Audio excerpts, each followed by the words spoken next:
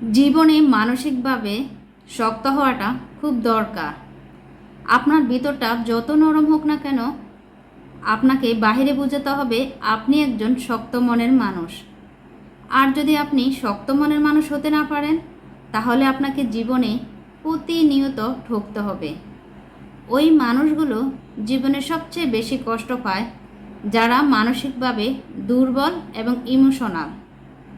অল্প আঘাতে যারা ভেঙে পড়ে, সামান্য একটু কষ্ট পেলে যাদের চোখে জল এসে যায়, ওই মানুষগুলোই কিন্তু নরম মনের মানুষ।